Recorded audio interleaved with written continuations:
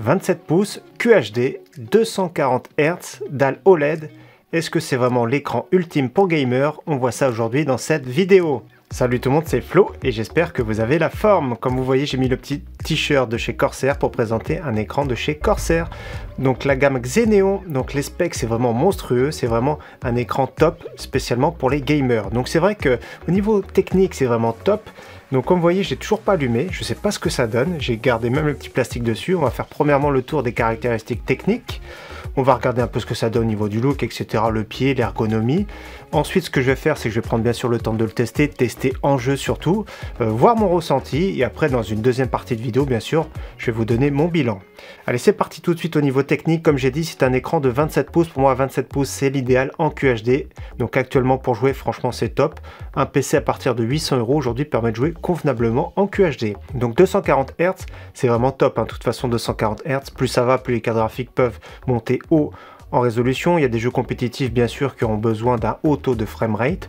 Donc 240 Hz, c'est vraiment l'idéal pour un gamer, surtout pour un gamer pour des jeux compétitifs, voire un professionnel de l'e-sport. Donc dalle OLED, ça y est, ça se démocratise petit à petit en 2023, enfin on a envie de dire.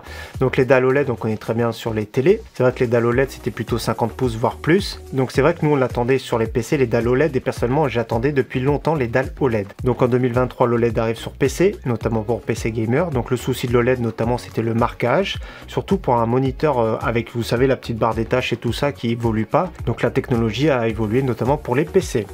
Le temps de réponse 0,03 millisecondes, autant dire qu'il y a le temps de réponse presque nul. Ça c'est vraiment impressionnant. L'affichage est vraiment ultra réactif. Compatible Nvidia G-Sync, compatible FreeSync Premium. Donc là c'est vraiment excellent, il n'y a rien à dire. Pour pouvoir synchroniser la fréquence de balayage directement de l'écran à la carte graphique. Contraste quasiment infini, donc là ils mettent 1,5 million pour 1. Pour vous donner un ordre de comparaison, par exemple une dalle IPS c'est à peu près 1000-1500 pour 1, une dalle VA c'est à peu près entre 3000 et 5000 pour 1, là 1,5 million. Et donc sur cet écran il y a une garantie de 3 ans pour les pixels morts, donc ça c'est vraiment top. Donc je vous montre au niveau de l'ergonomie déjà, regardez, il se pivote déjà le pied sans souci, déjà pour assembler je vous ai pas montré mais c'est vraiment hyper simple. Il se pivote également en hauteur, donc là c'est vraiment bien marqué, c'est bien cranté. Au niveau du look, d'ailleurs je vous montre tout de suite. Regardez comment c'est ultra plat. Donc là l'OLED, là c'est tout ce qui est électronique derrière, mais ça c'est vraiment ultra plat. Donc à l'arrière il y a deux HDMI, un DisplayPort, ici c'est l'alimentation bien sûr c'est fourni, de l'USB type C et que ça fait un hub USB type C. Donc d'ailleurs sont fournis avec tout ce qui est câble vidéo, c'est-à-dire le DisplayPort, l'HDMI, et nous avons deux câbles USB type C, donc là c'est vraiment complet. Allez c'est parti, maintenant je vais retirer toute cette petite protection et on va faire un premier démarrage.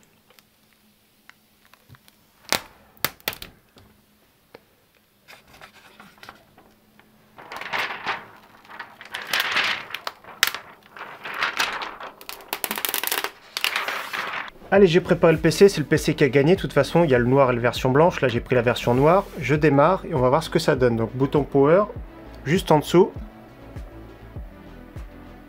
Donc là, directement, pas de souci. Je regarde un peu ce que ça donne au niveau des couleurs déjà. Ah ouais, c'est vraiment super beau, ça rend super bien. Personnellement, je trouve ça très joli déjà. Donc au niveau de l'angle de vision, il n'y a pas de souci. Là, je vois très bien. On connaît très bien la technologie, notamment sur les smartphones. Bonne première impression. Donc il y a un petit menu, il y a une petite gâchette, j'appuie dessus. On peut choisir l'entrée, donc HDMI 1, HDMI 2, DisplayPort type C. Menu très simple, la gâchette fonctionne bien. Donc là, il y a vraiment zéro souci. Donc voilà, du grand classique, c'est vraiment pas mal. Donc déjà, première impression, c'est bien. Au niveau du rendu, c'est vraiment excellent. Moi, je le trouve très joli. Au niveau de la finition, le pied est super lourd. Au niveau de l'ergonomie, voilà, c'est super correct. Au niveau du prix, voilà, ce sera le gros point faible de ce genre d'écran. Donc il y a la concurrence, bien sûr, qui arrive sur le marché, exactement avec la même dalle OLED. Donc j'ai vu déjà LG va sortir son propre écran. Asus ROG va sortir son propre écran. Donc le prix risque de tourner à 1000 €, voire un peu plus de 1000 €. Donc là, c'est vraiment un écran qui serait plus réservé soit pour les joueurs fortunés, bien sûr, soit pour les compétiteurs. Donc ça peut être beaucoup mieux d'avoir un écran ultra réactif. Donc ce que je vous propose moi personnellement, c'est que je prenne le temps de le tester bien sûr, voir ce que ça donne, voir ce qu'il a dans le ventre, voir les petites sensations. Donc je suis plus habitué aux écrans plutôt IPS. J'ai également eu des écrans en dalle VA. Donc voilà, on va voir ce que ça donne l'écran OLED, mais déjà au niveau du rendu des couleurs et du piquet, je trouve ça vraiment excellent. Donc je teste tout ça et on se retrouve nous tout de suite après ça.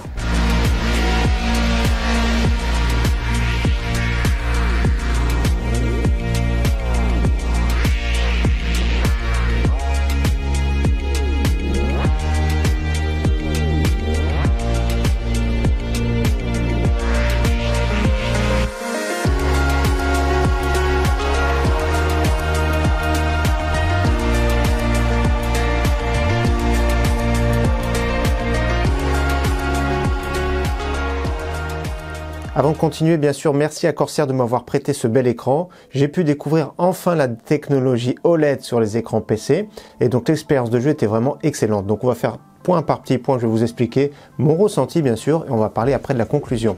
Donc déjà, premièrement, comme on voit, le rendu des couleurs pour moi c'est vraiment excellent. Il n'y a vraiment rien à dire.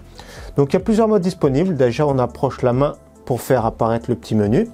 Donc moi le mode, on va dire le plus neutre possible, le plus fidèle pour moi ça va être le mode sRGB et le mode qui serait plus intéressant pour moi surtout en jeu et plus complet ce serait plutôt le mode créatif, donc mode créatif comme ici.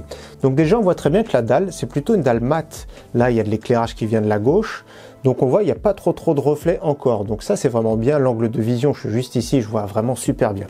Donc au niveau du rendu, au niveau de l'expérience globale des couleurs, c'est vraiment très bien. Donc il faudrait bien sûr une sonde pour mieux étalonner, mais après pour un écran gamer on s'en fiche un petit peu d'avoir des rendus de couleurs on va dire parfaits. J'ai fait également des tests de ghosting, vous savez les petites traînées quand on joue, des fois il y a des petites traînées, c'est pas très fluide. Donc moi en jeu déjà je me suis rendu compte que c'était vraiment hyper net l'affichage, donc là c'est vraiment bien, j'ai testé sur quelques jeux. Au niveau de l'affichage déjà j'ai vu une très bonne précision, donc là c'est vraiment bien pour jouer. Donc j'ai fait le petit test de ghosting, j'ai comparé à mon écran de tous les jours, donc mon écran de tous les jours c'est une dalle IPS 120 Hz. Là 240 Hz je le rappelle, avec une dalle OLED, c'est vraiment ultra précis au niveau de l'affichage, donc aucune traînée visible, ça c'est vraiment au top. Au niveau de la réactivité globale, hein, bien sûr, je commence à vieillir un petit peu, je suis pas le plus réactif au monde, je suis pas un joueur compétitif, et donc au niveau de la réactivité globale c'est hyper fluide, donc l'expérience en jeu est vraiment excellente. C'est vraiment le top de ce qui se fait en ce moment. Au niveau du pied et de l'ergonomie ainsi que des menus, on va dire que c'est bien, c'est pas non plus excellent, mais c'est vraiment très correct. Pas de point négatif en soi. Le seul point négatif pour moi, ça va être les câbles. J'aurais bien voulu que les câbles passent directement dans le pied. Là, il y a le petit trou pour passer, mais si on met l'écran en position haute, comme ici, on peut voir parfois les câbles juste en bas. Ça, c'est vraiment dommage. Donc voilà, petit défaut au niveau du look, mais c'est pas vraiment hyper dérangeant en soi. Comme je vous ai dit, au niveau de l'expérience en jeu, c'était vraiment très bien, c'est vraiment super agréable. D'ailleurs, ça fait même un petit peu bizarre parce que les couleurs, on a l'impression qu'elles sont un petit peu trop vives. Au niveau du contraste, hein, c'est un contraste infini, c'est-à-dire que les noirs sont profonds. Quand il n'y a pas besoin d'afficher du noir, la dalle s'éteint. Donc là, c'est vraiment bien. Donc contraste infini, on connaît très bien de toute façon maintenant sur les smartphones. C'est une technologie que personnellement j'attendais depuis longtemps, mais ça reste vraiment très cher. Donc ça, c'est parmi les points faibles. Donc point faible, bien sûr, c'est le prix.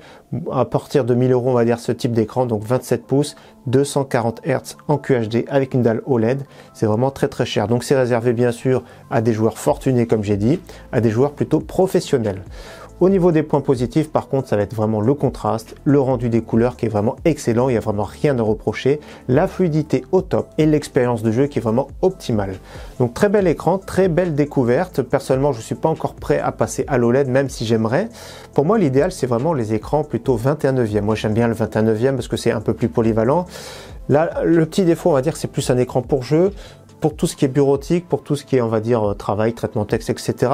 L'image n'est pas assez piquée, je trouve. Alors, je ne sais pas si c'est un phénomène voulu pour éviter de faire du marquage, on va dire. Donc, peut-être que ça bouge très légèrement. Donc, voilà, c'est plus un écran aujourd'hui destiné pour les gamers. Dans tous les cas, moi, comme j'ai dit, hein, je préfère le 21/9. Corsair a sorti notamment son Flex en 45 pouces, vraiment monstrueux, vraiment très cher, hein, plus de 2000 €. Moi, je trouve que c'est un peu grand, personnellement, 45 pouces. Je suis habitué au 34 pouces 21/9. Personnellement, j'attendrai plutôt un 38 pouces. J'espère que ça viendra un 38 pouces avec une dalle OLED 21/9. Et c'est vrai que cette technologie vient de débarquer sur PC. Il n'y a pas beaucoup de fabricants de dalles. Donc ici, c'est une dalle LG notamment. Il y a également Samsung qui fabrique ses propres dalles, notamment 21/9. On a vu notamment l'écran Alienware et l'écran également Samsung. Donc technologie récente, encore un petit peu chère. Donc si vous avez les budgets, tant mieux. Mais personnellement, je vous conseille d'attendre un tout petit peu. Peut-être que l'année de l'OLED, ce sera plutôt 2024, voire 2025. Donc encore une fois, bonne découverte, excellent écran pour gamer. Pour moi, c'est le top du top en ce moment.